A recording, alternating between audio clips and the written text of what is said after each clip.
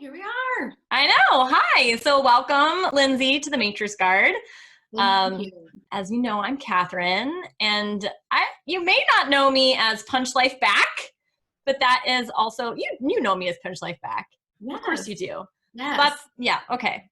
Well, so today is our Unstoppable Hero interview, and I am really, really honored to have you here. You're not first of all, you're my friend.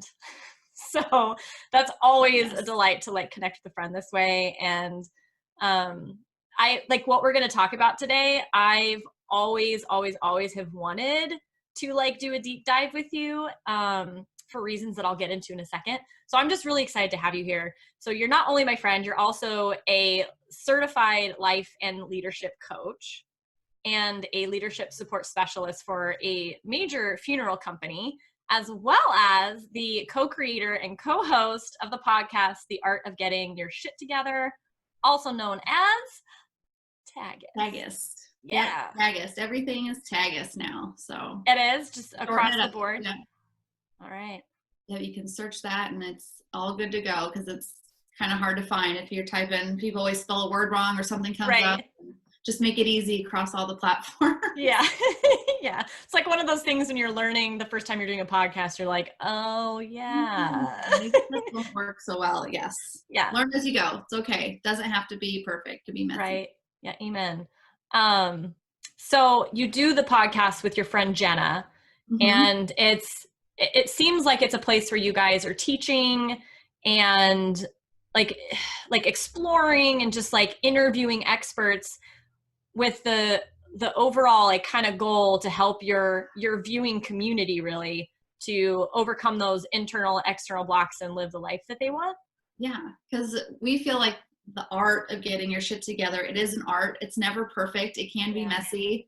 And we created it because first we started separately a personal growth journey on our own. And when we became friends about 3 years ago, maybe a little bit longer, we realized that we had a lot in common and we love to learn. And we wanted to have this really fun creative space to share it with, because we realized that, wow, there's a lot to learn, but when you apply it and then you have that support too, and you feel like you have a community around it, and maybe that accountability, which obviously is another reason why I wanted to become a coach, it really works. The stuff works. There's so much information out there, but we wanted to have a unified space to speak to someone who is in a messy place, and we can remind them that, it doesn't always look the way you may think, and life shifts and life changes, and we want to share our changes and share that, we mess up too, and it's just real life talk, but we do bring a lot of experts. So that's a great place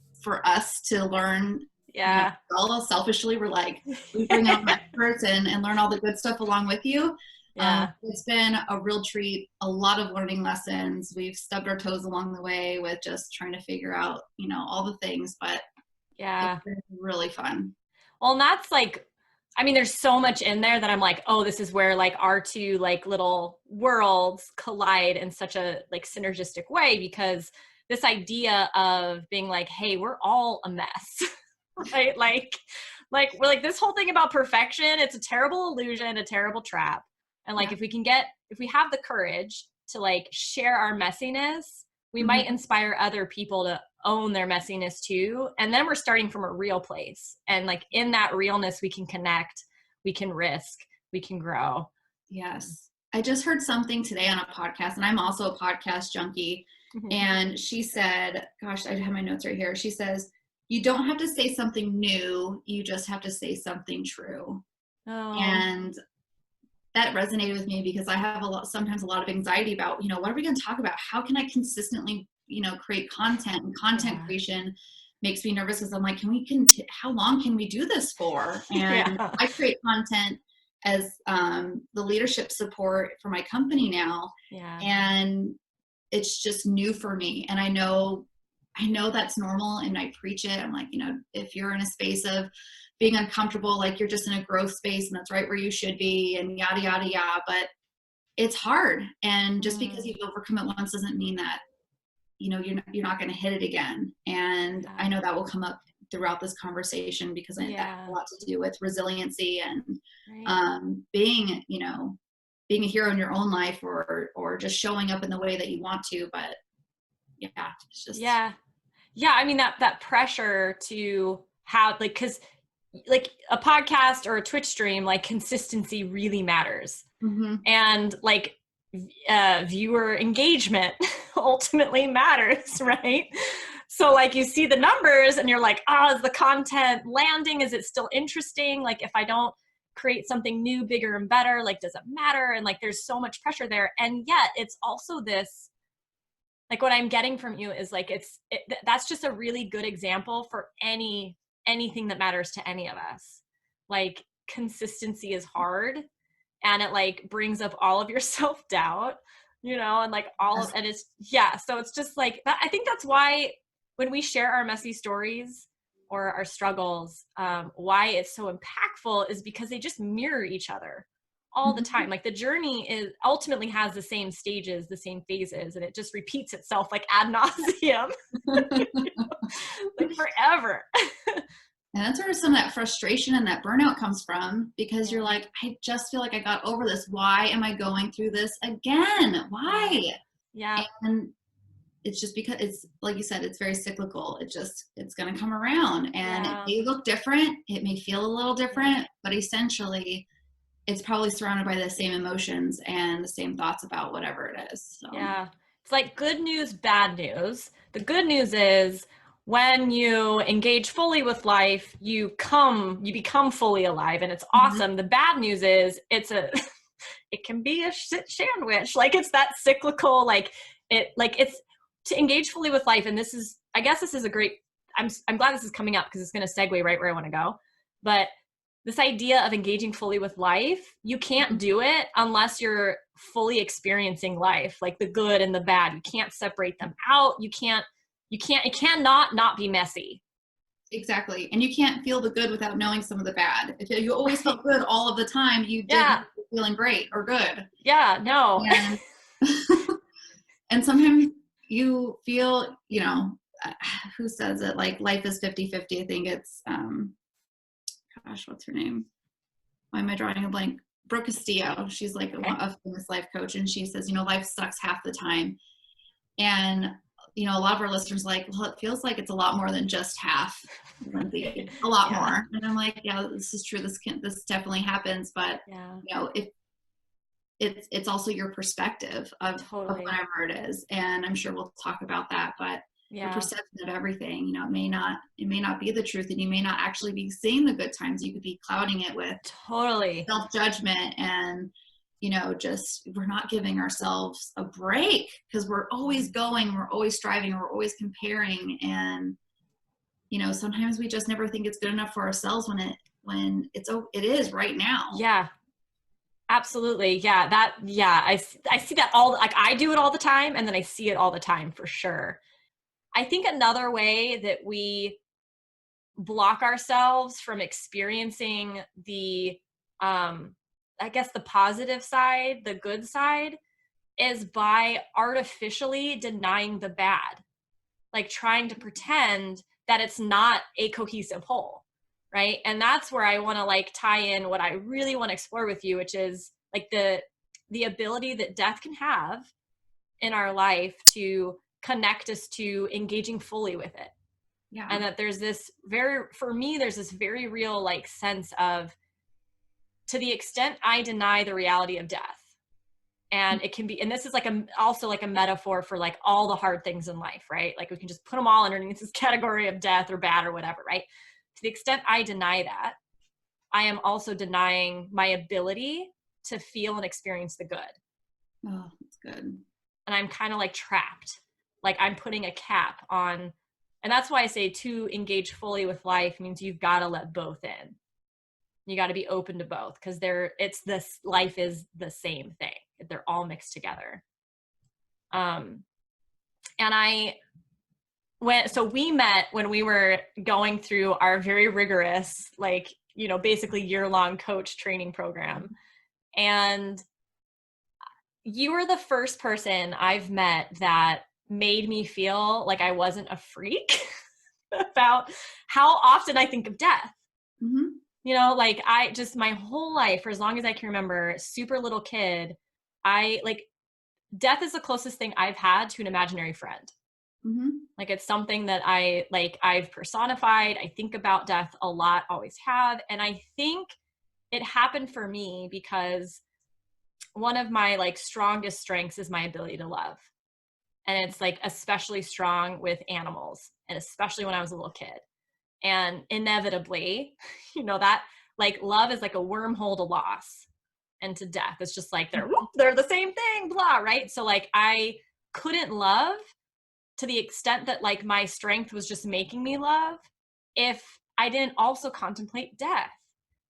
Mm-hmm. And I remember I had my very first pet was a worm that I had got like found in my friend's yard and brought home in like a little paper Dixie cup, right? Yeah.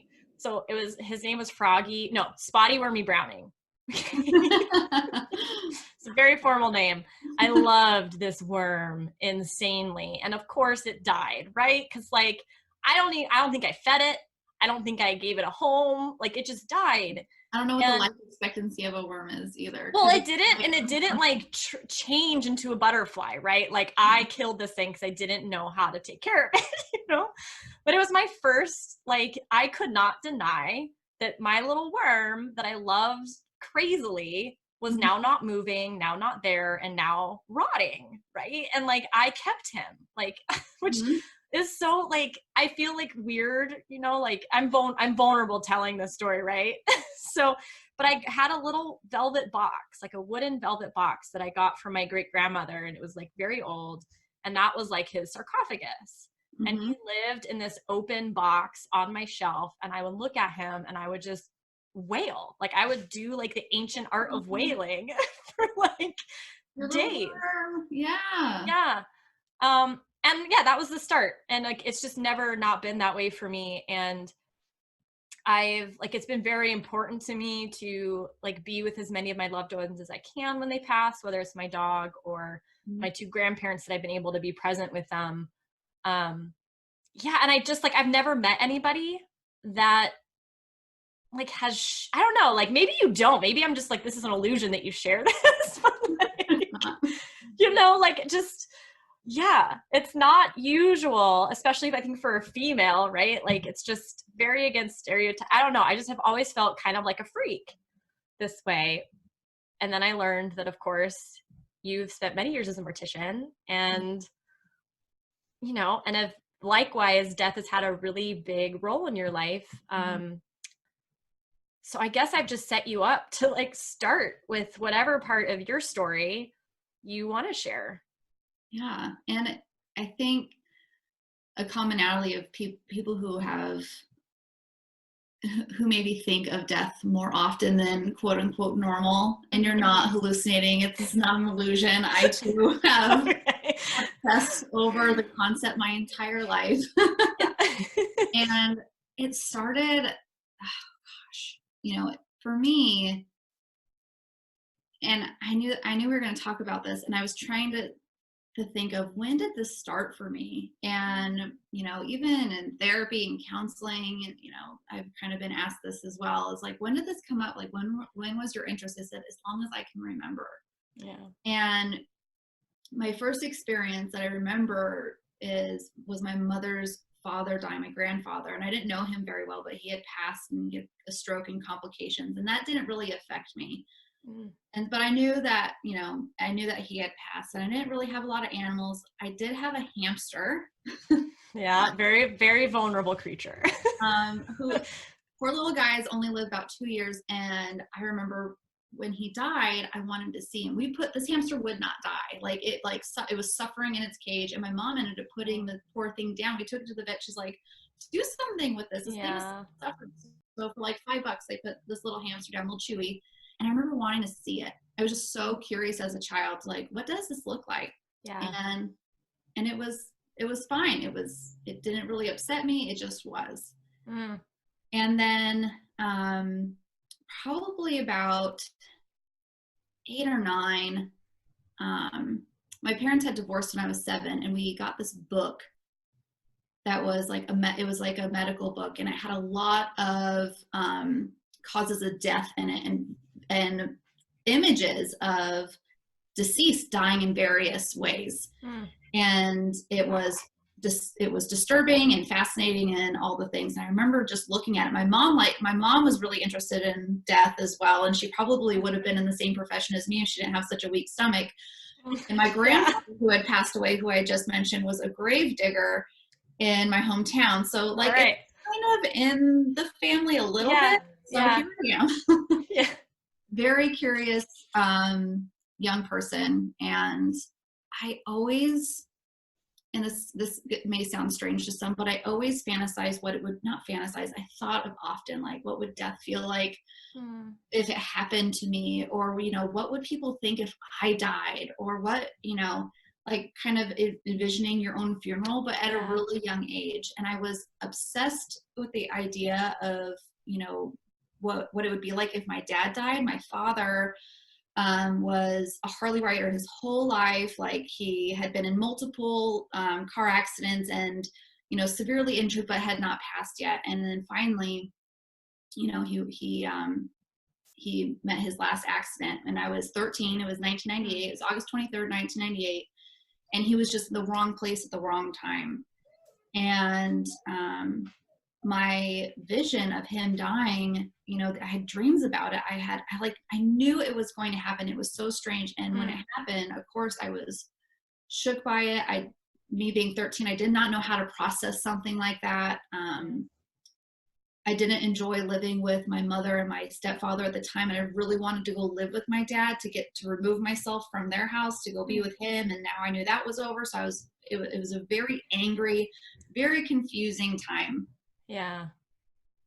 But I have to say, when we did go see him, we drove a couple hours away. He was at a funeral home in another city where he was traveling, and we drove to go see the body. He was not embalmed, which, I mean, he had like a minimal preparation. Me being in the business now, I know that they just like bathed him. He had an autopsy, so they sutured him up, put him on a dressing table, and I saw him basically with just a sheet over his body on a table.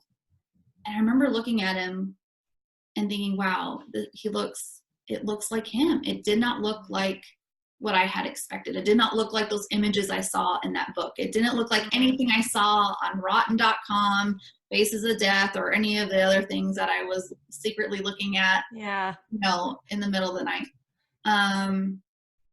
It was quiet. It was comforting. I'm shaking as I talk about this. And I was startled when I saw the autopsy incision on his head. He was kind of balding, and I could see the whole incision. And I asked my mom, I was like, whoa, what is that? And she's like, that's the incision. She was trying to explain it to me.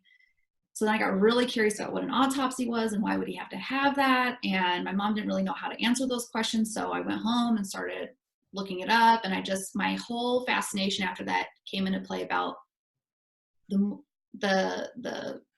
caretaking side. What happens after? What do they do? And how do you get into that? And so it all kind of started from there. Shortly after, about 6 months after, his mother died.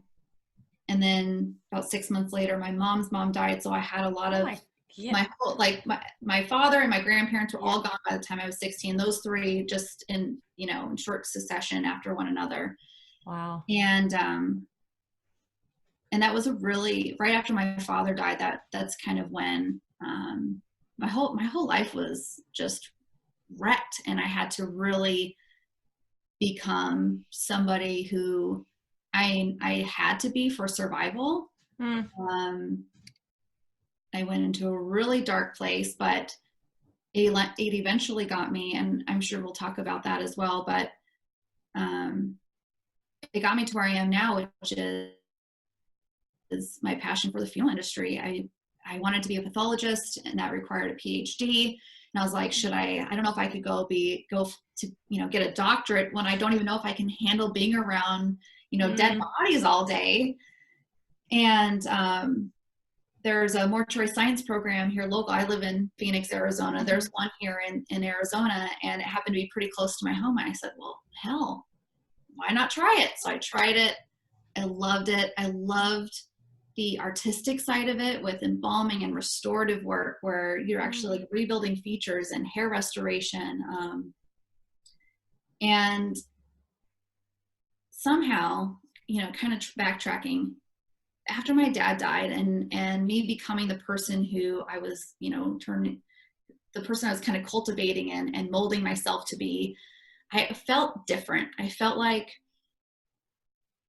there was a purpose out there for me. Like I had a bigger purpose. I knew that there was something out there. And the only words I can really describe now is I really wanted to give back in a unique way. And that's the only way I could describe it then. I'm like, I have to give back in a unique way. And how can I do that? How can I use my artistic ability and do something with this? And it was that. It wasn't going and performing autopsies and finding a cause of death, which is still very fascinating. I love the whole process. It's just my cup of tea. It's really cool. But it was the aftermath, what happens after. And I remember the impact that it had on me as a 13-year-old girl who was looking at her dead father on a table, and how comforting that was. And I remember the impact that it had when my mom's mom died, and she looked terrible. Catherine, literally, I do not remember what she looked like. I have blocked that memory out of my mind. I can vaguely see, and I couldn't describe it to you. I saw her, and it was ghastly. I was just, I couldn't. It was awful. So I know the impact that lasting final memory has, because it is lasting, and that's what sticks with you. And that brings a lot of closure to people. Some people don't want to see their loved one after, and that's fine. But for so many, they need that closure. They need to see that to get over that denial phase of grief and suffering, where they can move past that. And I'm one of those people. And so if I can provide that service for somebody, I was all in, and I wanted to be the best. And that's what that's been my mission. And it's taken me to different places, but I've been an embalmer for 13 years. Oh man, Lindsay, there's that's such a rich story, in that there's so many things I would love to just go on tangents about and explore with you. But what is really, I think, maybe coming through the most for me is this idea, and let me know if I'm misunderstanding what you just shared, but this idea of this incredibly traumatic time in your life where you were already morbid, right? Already flying that flag. And then you had the succession of very intense, very significant losses in your life, and put you in a really dark place. And that one of the main ways you were able to bounce back from that and be resilient was that it created meaning for you. You were able to take that experience and find meaning in giving back in a unique way. And that led to this insight of how impactful and important it is to give someone who's grieving the opportunity to see their loved one in a way that's not going to make the trauma worse. The trauma's there, right? And there's so many ways we can amplify it and mask it, and we're trying to cope with it, but somehow, and I wish I could tap into my brain back when I was a teenager and figure that out, but it was through a lot of work and professional help that I figured out I still have to show up. I didn't have a family then. I didn't have kids then. I didn't have a dog then. I just knew that I had to show up for me. And maybe it was maybe I needed to show up for my dad. I just didn't want to be, there were so many things I didn't want to be a victim of, and so many people I didn't want to be like there were some, whether it was people in my family, drug use or friends. And I was like, I don't want to be I don't want to show up that way. I don't want to fall into one of those categories. I don't want to be a statistic. I want to be something. And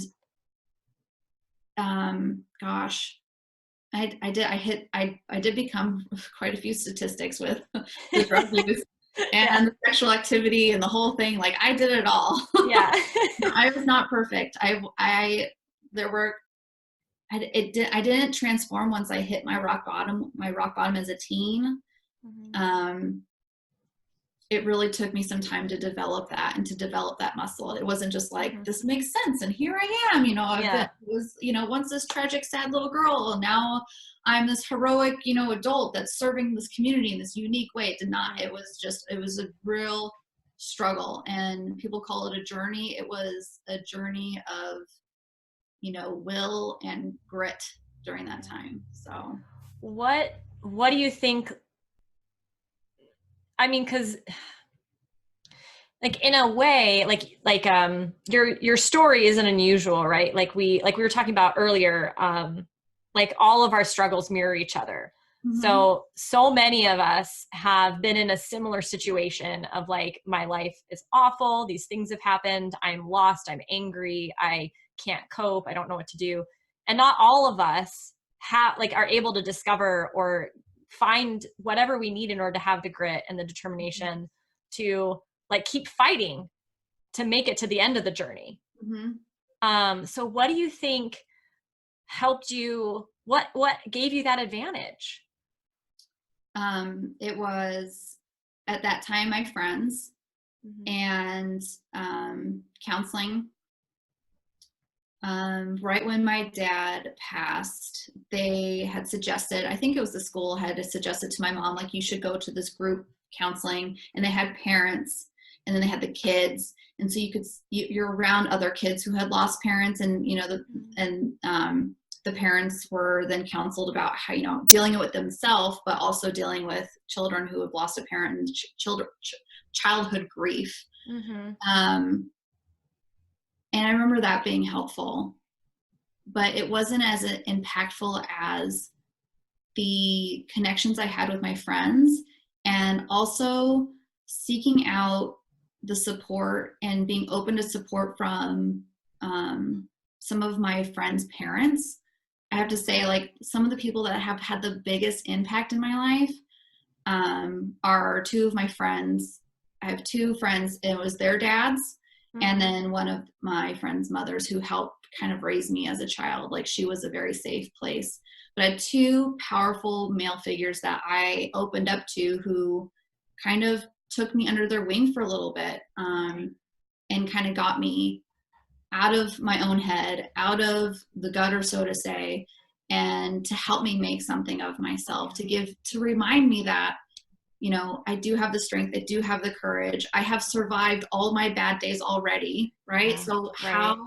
how can I now continue on and make the best of it? And reminding myself, it doesn't have to look any particular way. It could be whatever you want. So this idea of becoming an embalmer mortician, although unconventional for most, Mm-hmm. for most people thought it was crazy. People either think it's really cool, really gross, or just like, whatever, man. But it was okay. Like, they're like, hey, if this is what you want to do, and do it. And my mom was really supportive too, but I needed that male figure Mm-hmm. in my life too, like, just to have it there, because I don't know, I didn't get along with my stepfather until my 20s. Like, we didn't really connect until probably 22, 23, and I'm 35 now. This happened all when I was 13, so there was a kind of a big gap there. Yeah. And my mom was always supportive, but I never had a lot. She was my mom. I needed some of the external feedback. So yeah, it reminds me something that comes up all the time in resilience research is the importance of connection. mm-hmm. And it, like, so often just comes down to, not just, but it really does, like, heavily weigh on our relationships and the ability, our willingness to be vulnerable enough in an incredibly challenging time to connect with people and to ask for help and all that kind of stuff. So it's just inspiring that you were able to do that, because that couldn't have been easy. There's so much stigma around, like, having professional help too. And so the fact that, like, you just kind of, like, were able to, as you could, right, like, benefit from whatever, like, all these different things that were available to you at the time. And I guess Sure. I'm curious, like what, if anything, you would, I don't know if advice is the right word, but we'll go with it. Like what advice you have for, like, I don't know, like maybe we could do this way. You're like that younger version of yourself, like in the heat of the struggle and the pain and the mess, you know, like Yeah. what advice would you have? Like what would you like to say to her? I would tell her, one, it's going to be okay. Two, you're not, if you need help, that does not mean you're broken. Mm, Um, the strongest, most resilient, successful people, even from the outside, they seem perfect. They probably have help, and that's why it's there, is to be yeah. supportive and to move you forward. It doesn't have to be focusing on the past and the pain. It could really be a motivating space.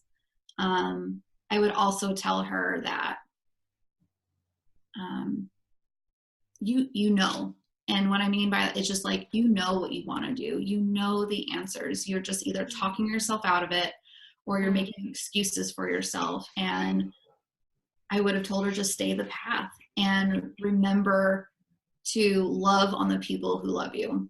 mm, Don't push them away. Don't push them away, because even if it's painful, and for a 13-year-old, God, it's hard to be like, I love you, but I can't do this right now. I can't have this right, conversation with you. Those are hard words to say, and yeah, to have healthy boundaries like that as a teen. right. Um, but I know I found some of those boundaries in probably the wrong way with, rebellion and Mm-hmm. doing some other things. But my dad always said, you gotta be fearless, Linz. If someone, he was kind of aggressive, but he'd be like, if someone hits you, you better fucking hit him back, and you know you're not gonna back down from a fight, but they gotta hit you first so you don't get in trouble, kind of. And I was like, okay. And I took some of that very literally.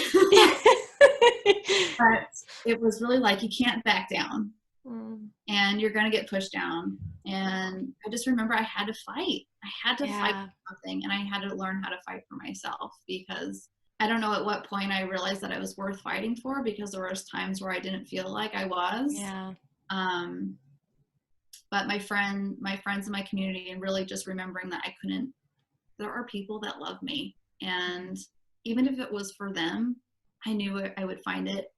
And it sounds cheesy, but like, find it within myself eventually. It's kind of like, yeah, you just go with it and go with it, and you'll figure it out as you go on. But yeah, trying to sort out all those emotions as a teen was really challenging. Even now as an adult, it's challenging, right? yeah. Like, Yeah, it's just on a different level. But yeah, um, that's why I think, like what you said, Catherine, connection is so important. I think to cultivate anything powerful, you have to have a powerful connection, and to mhm, be compassionate. yeah, Um, I think that's key. And if I didn't have and actively seek out, like, I had to do it myself too. mhm, Uh, Better friends, latch onto the friends who were good for me, and let go of the ones who weren't, like yeah, toxic relationships then. And quit being a bully. I was seeking out some kind of power. I had to, like, let that go. mm, With my anger issues then. But what a time. What a yeah. time. I wish I could go back and like just like hang out with you then, and I like experience you in development, like with, like my perspective, of course, because otherwise I'd just be in it with you and like, yeah, let's go kick their asses. But just like, I like, for people, I like my friends, I just always like, so you shared with me a picture of you from like back then, right? Wearing your Blink You 182 would be hanging shirt. out with me in my Blink 182 and Yes. my shirts. Yeah. Yes. I just like, I like the process of becoming and like the journey of life in its terribleness is incredibly beautiful to me, which is why I'm like drawn to resilience, right? So like I just would love to just hang with you back then and to I just want to learn, and experience from you, from what you were experiencing back then in a like a present moment kind of way, where this interview can only get us part of the way there. I would love to do that too, just to see, right? And I'd probably give myself a big hug too. I Hell think yeah. everyone needs a hug, but Yeah. yeah, we would be doing a lot of riffraff, and I'd probably try to convince you to do some inappropriate activities with God knows what. So we're gonna be ditching school and doing drugs and all this. Fabulous. Yeah, I don't know if you could have got me to do that. I was such a goody two shoes, but that's a whole nother story. um, so within your story, you were mentioning how seeing your dad after the autopsy with the sheet on him, that you found comfort in that. So in my own experience, the first time I really experienced death was with my first dog. And it was not a gentle passing. Like he was euthanized, but it just like, it did not go well. Oh my So God. I can't remember like hanging out with, like we buried him pretty quickly. It was just very traumatic. Then my second dog, beautiful Dobermans, like really large, and it like he was that my pet. Like as I graduated from high school, he had like maybe another year to live. So just a year out of home, I got the call like, oh, you know, he's going, like we have to put him down, like he's suffering. So I was like, please let me be there, you know? So unfortunately I extended his suffering because I really wanted to be there. But in that experience, and it was like, I just was like a sobby mess, you know, just like my full catharsis of pain. And then after he was gone, like really quickly, his eyes clouded and they like started to like get, you know, like crack lines in them. Mm-hmm. And I just remember being so like, there was something, and I've never been able to experience, which is why I wanted to ask you what you meant with your dad, because there was something incredibly comforting in seeing the life gone, like for sure. And like, because you like, that's so counterintuitive to me. Like I think, oh, seeing, because you know, we both also share the fact that we're non-believers, you know, and I've like, I would think, and for a while I was very like nihilistic, because here I'm thinking about death all the time, and now I don't believe in an afterlife. Well, you know, like nothing means anything, it's all pointless. That didn't last very long. but like I would think that death, like seeing something dead, especially something you care about, would be scary, would be discomforting. And yet it had the exact opposite effect. And it continues to have that effect. So when I was with my grandmother beside her as she passed, same thing.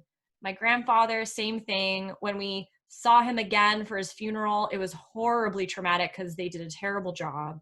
Yeah. You know, like I can't erase those images.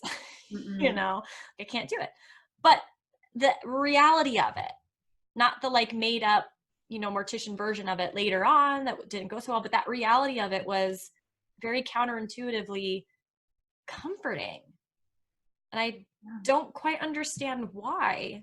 I was just, why do you think like it is? Great question. Yeah, because it does feel counterintuitive, and it, I believe it if something is, of course, suffering, we feel like they're not anymore. But in the fact that people just, you know, passive old age, or you know, an animal. I had to put my dog down recently just before Christmas, and it was devastatingly hard. It was, I was not expecting to grieve the way I did, but seeing her there, again, it was peaceful. We had a moment. It's like with my dad, it's like I knew it was I knew it would happen eventually, and I didn't know when. I knew intuitively that it would be early because of his lifestyle, and we talked about it a lot. You know, if I ever pass, you know, blah blah blah blah blah, and you know, one day I'm gonna die, and yada. And he was very open about it, which, okay, yeah, I don't really want to talk about that, but okay. Yeah. But when it did happen, it's like it was probably the hardest time, one of the hardest times of my life. But I knew when I was looking at him, I was going to be okay. I knew I was going to be okay.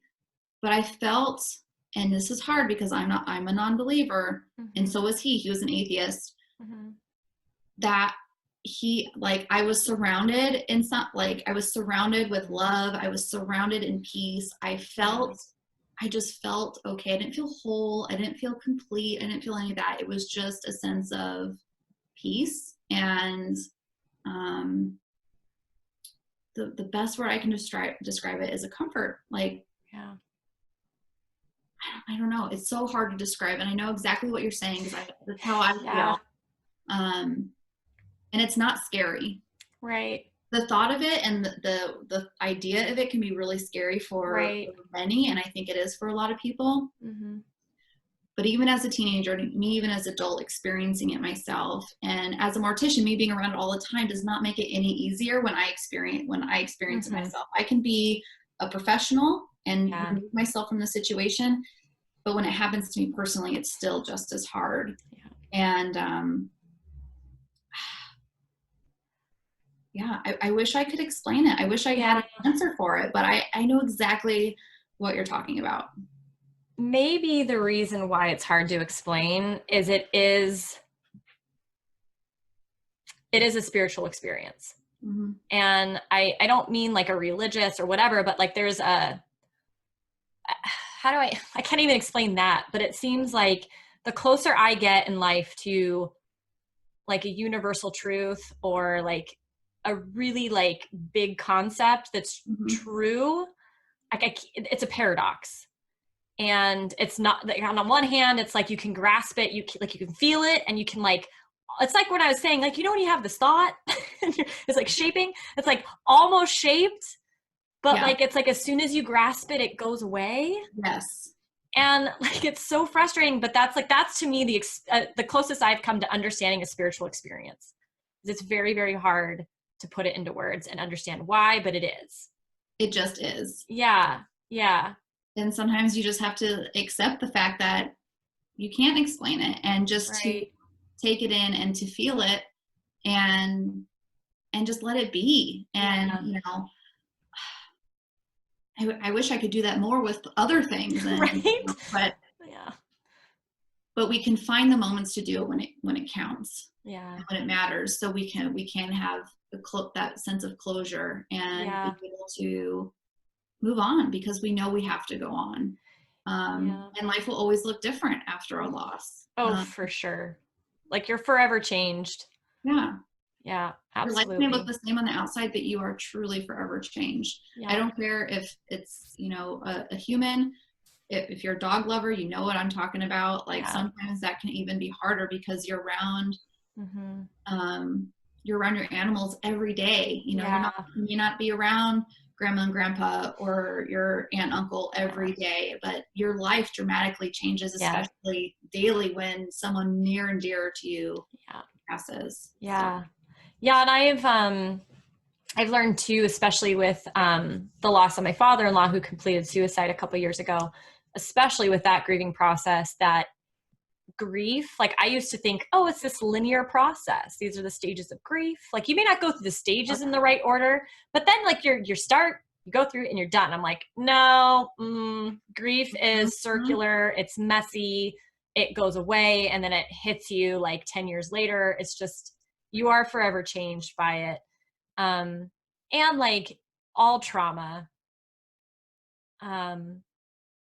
the opportunity in that is that your life is given, like you can take responsibility for your experience and have a deeper sense of meaning about your life, a reorientation about what's really important to you.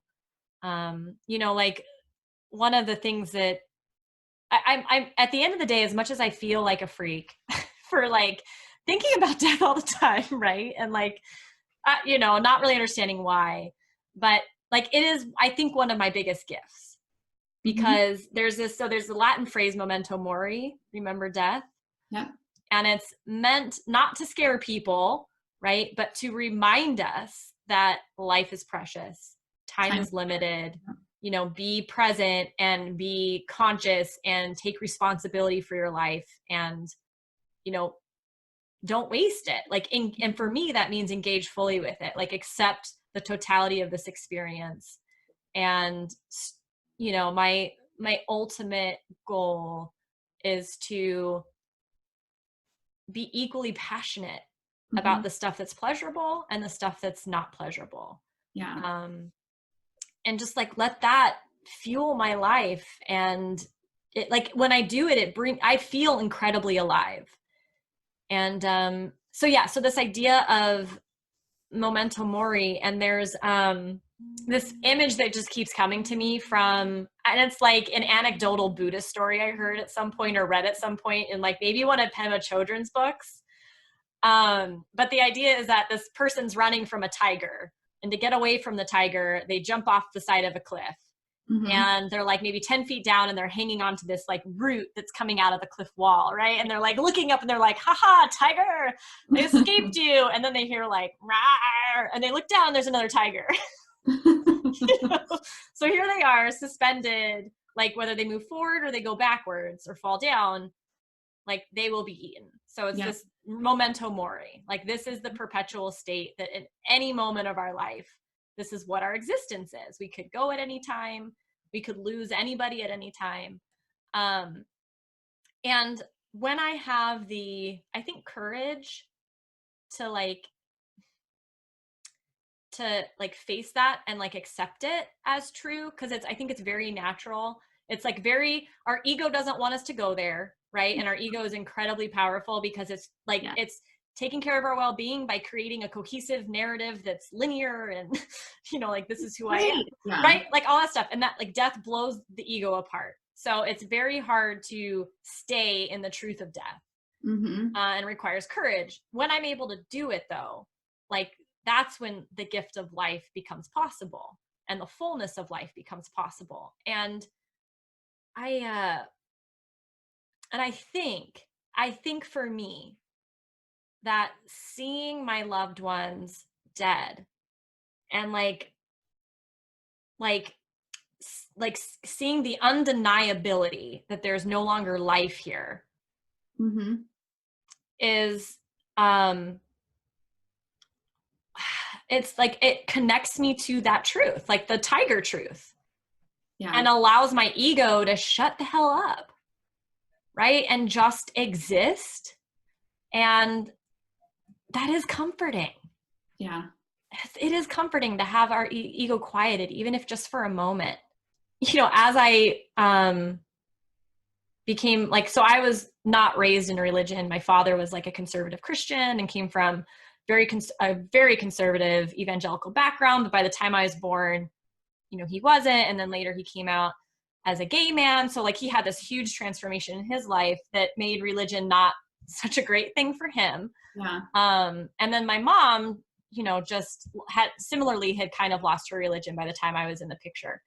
And so I was raised without any sort of pressure to believe one way or another. And then I just kind of didn't ever settle anywhere and consider myself an agnostic.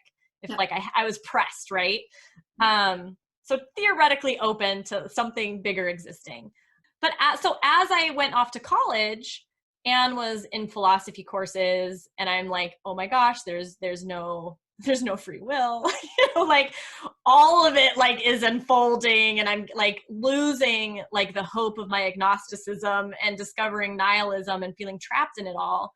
I like expected that to really embrace the not knowing, right? To not be able to latch onto a truth that could maybe give me hope when I lose somebody. Mhm. That I expected that to immediately mean I don't have meaning in my life, that there's just no point, that, you know, life is meaningless itself, right? And the exact opposite has happened. That there's Yes. something about seeing death that I go, like the magnitude of the miracle of life Mhm. just existing like hits me. It's powerful because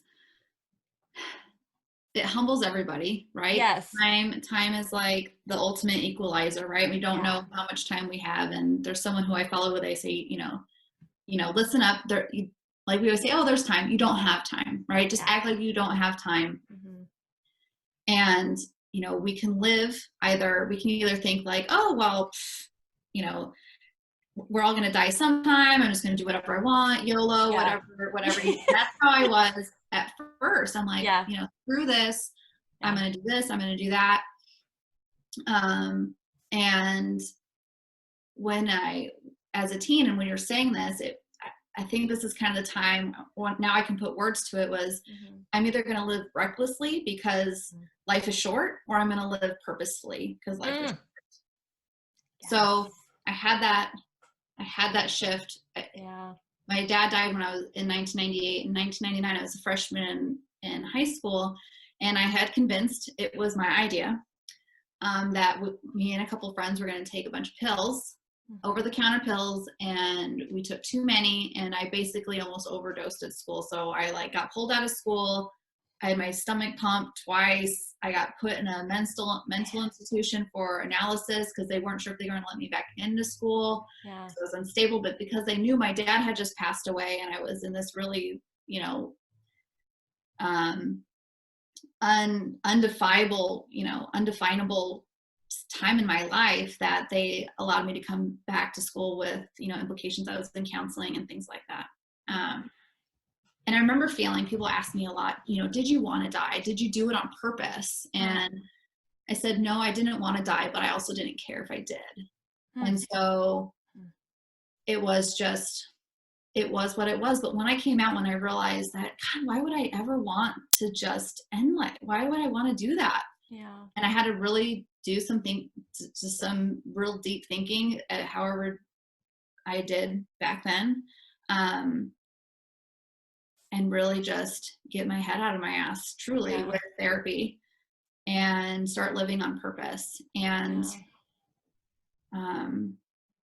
with death, and I too am going to lose a thought, but when you're talking about seeing them and it just bringing you back, it's a reminder that, sometimes we feel like, oh, well, it's not going to happen to me. It's not going to happen to me, but it has to happen to somebody. And everyone that said it wasn't going to happen to, it happened to them. Like, everyone says that. I'm not going to get in that car accident. I'm going to take this and it won't hurt me. It's not going to happen to me. Well, you're not the exception. None of us are. Yeah. And so that too is humbling and can strip away at the ego to say, hey, we're all on an even playing field here. Right. So, and we have choices. Yeah. So what choice are you going to make around it? Yeah. And not to say that the choices are easy, but you have a choice. Right. Or that even if you had chosen to continue living recklessly, there's nothing to say that and all of these choices, they're not either right or wrong. Mm-hmm. I think it gets back to the quality of our experience. Yes. And and how much are we going to suffer? Here's the thing about death, right? It says, hey, guess what? There is this certain level of suffering that you're just going to get, right? That's it. It's inescapable. There you go. You're going to age, whatever. If you're lucky, you'll age, blah, blah, blah, right? And then us humans, take that and be like, that's not enough suffering. We're going to create all these other things that just pile on the suffering.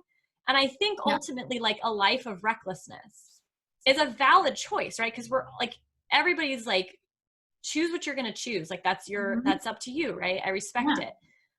Just but my heart hurts because I know that a reckless life is going to add a whole lot of suffering onto it. Yeah. Whereas I don't know if harder is not the right word, but the maybe more courageous path where you're okay, I got to get vulnerable. I have to face all this really hard stuff in order to be comfort, because you're not able to cope and buffer and soothe yourself. Yeah, to figure out how to navigate this mess with purpose. The benefit to that is that it's conducive to well-being. Yeah. And to also having meaning in your life and experiencing meaning in your life. And finding meaning and experiencing it doesn't come without struggle itself, but it's not suffering. Right. You can struggle and not suffer. Totally. Yeah. One of the biggest misconceptions about just human flourishing in general is that if you have high levels of well-being and you're considered to have a high level of flourishing or whatever, that you're free of suffering. you're always happy. And that's not at all it at all. Resilience, which is a huge part of being able to flourish, is this idea of you can be grieving in the most severe way and still have well-being. Yes. Right? Like it's the idea that you're not losing well-being as you go through this very, very painful, beautiful experience.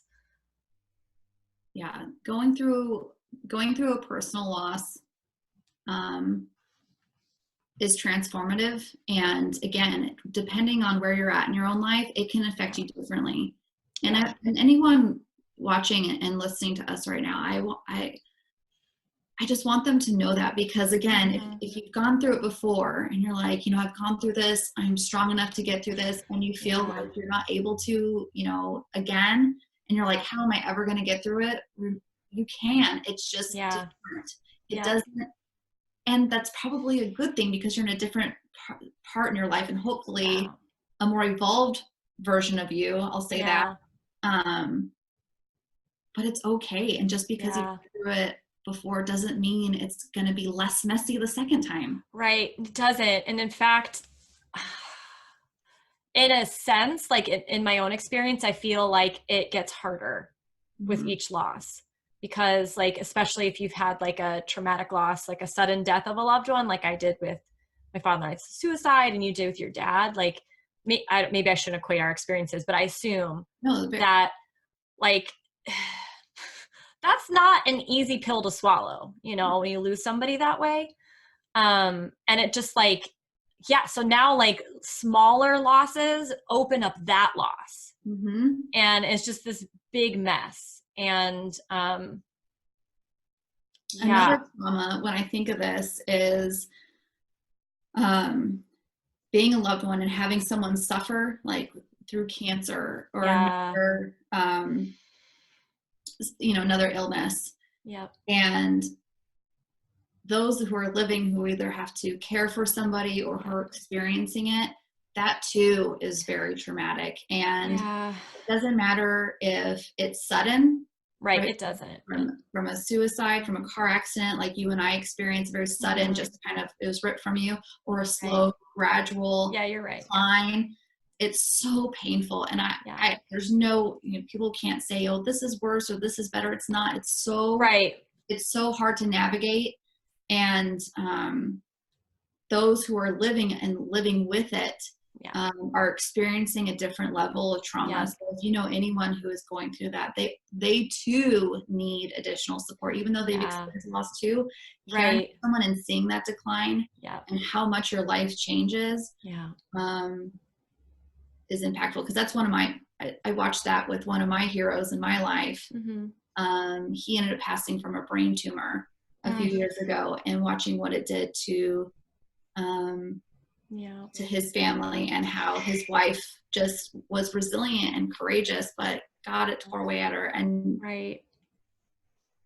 it wasn't any easier when he passed. He was like a father to me as well. And it was devastating to so many. And that's another thing. I'll just leave it right there, but just, there's so much tied up in loss and the impact that it has on so many. And that's one thing, I'll just say it now. That's one thing I've learned from being in the funeral industry and experiencing my own losses, that, sometimes we're so focused on ourselves, and everything is just, it's our world and everything's coming down on us for one way or another. And we can get really caught up in that and our ego.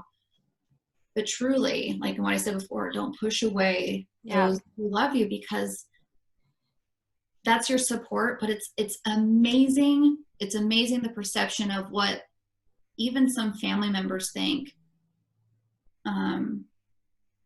about someone that they lost. They may not even understand the impact that person had outside of they know. One person has such a profound impact on so many, and that ripple effect from their life, and then their loss is, I wish I could put it into words, but it's just, you never really know. You never know. Like, this much of someone's life when it's like, so great. And thank you so much for saying that, because I definitely like I was not trying to like say, oh, this grief is harder than this grief and like No, I comparing or didn't anything think like that. that. I just wanted to clarify. Yeah, no, I'm so glad you did. Simply that what I've experienced is it doesn't get any easier, right? It still remains messy. You may be more skillful at certain parts, but it's still your heart has been ripped open. You're gonna experience what you're gonna experience. And like my losses tend to like come along for the ride when I've had another one. And I remember all of them. So in a way it might get harder. And yeah, this idea that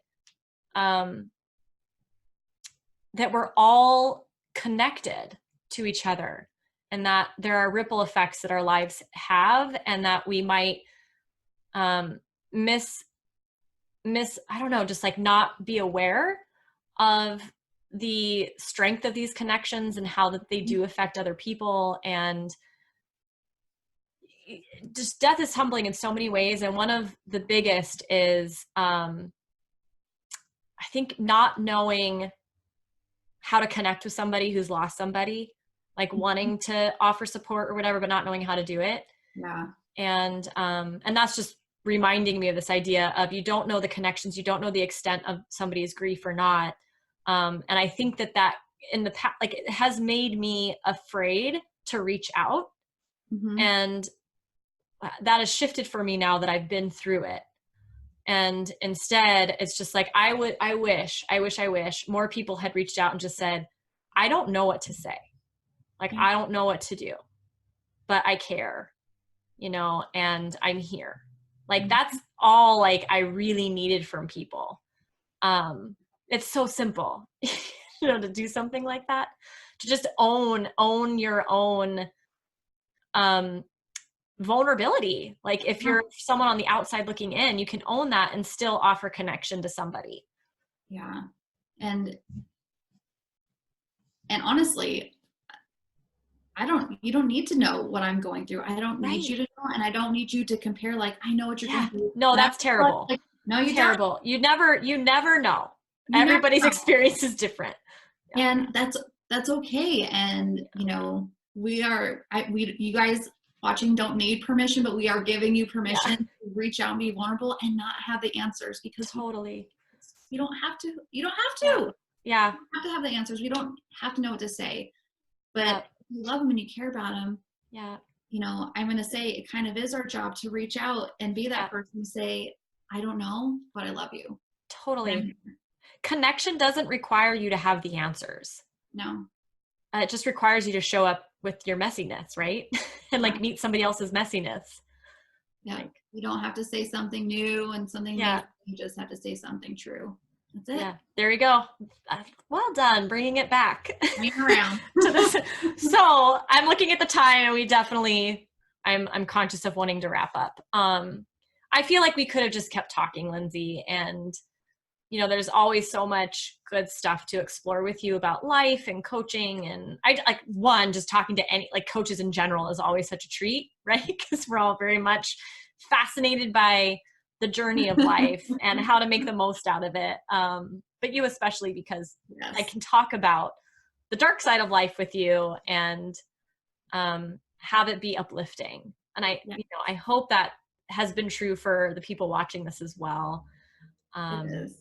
I could say the darker side, you know, the other side. Yeah. It really is a very, I don't know, I've never had such a, besides like, you know, certain life experiences, but I've had such a, like, death has had such a profound impact, positive impact on my life.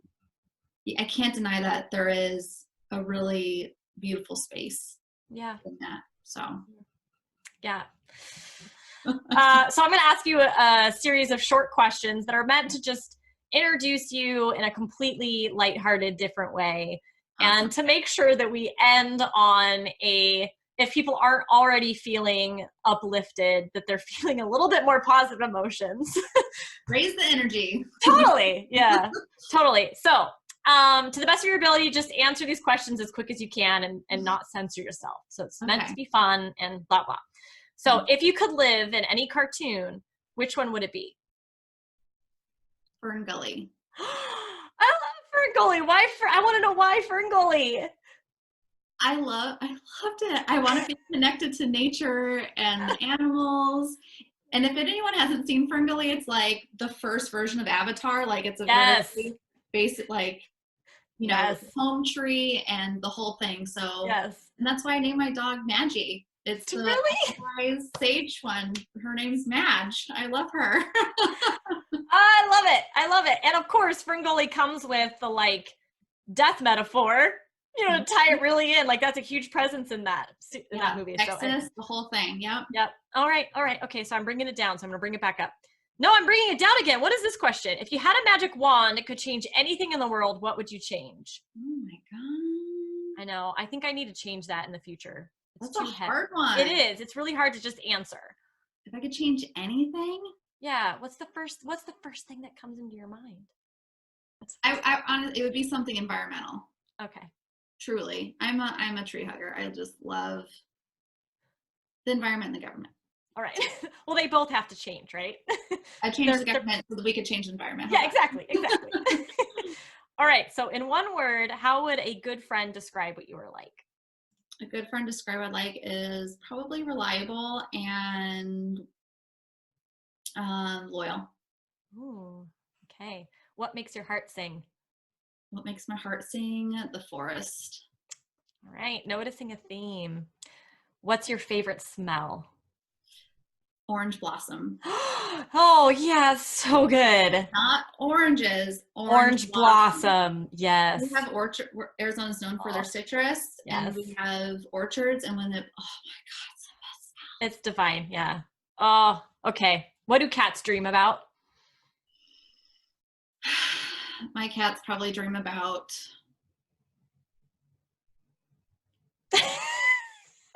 You're even like taking on the attitude of a cat. Like what? I know. I'm not a cat person. I have two of them. My cats probably dream about chasing. My one loves to chase rabbits. And I'm going to say she probably dreams about chasing rabbits. Okay. How long would you last in a zombie apocalypse? I would live on. Yeah. I would. Yeah. I would probably, as for as many people as I've buried and done the whole thing, like I feel like they should help me out here. Like have some. Your dad made you a fighter for sure. He gave that to you. Yeah. If you had a year to no, I'm not asking that question. That's terrible. Let me think of a different one. If you were a candy bar, which one would you be? Twix. The right side. I love it. Well, this has been really, really a pleasure, Lindsay. Like I said, I've been wanting to have this conversation with you since I met you. So thank you so much for taking the time. Yeah, thank you for having me. This was a treat. And I just love getting to connect with you. And you know how I feel about you, all the things. Yeah. Love you. So love you too. Such a way to explore this. And I so much appreciate your willingness and your bravery to share your story with us today. Because I just know that the more often we can like get really real and share our struggles, we're going to inspire other people to, you know, be honest about the suck. And that's where we can really begin. Yeah. You know, like accept that totality of life and to own it and to not to think that you're alone in struggling, you know? So we all want to feel good enough, brave enough, all the things, but know that you're not alone in that. Like we're all there. Yeah. And even when it looks like we have our shit together, we don't. Yeah. We're trying to figure it out. We're truly. Yep. So. All right. Well, and if people want to continue connecting with you, they can find you on your podcast, Tag Us, The Art of Getting Your Shit Together. And I will provide a link in our video to that as well. So perfect. Thank you so much. And this was a treat. Thank you, everybody.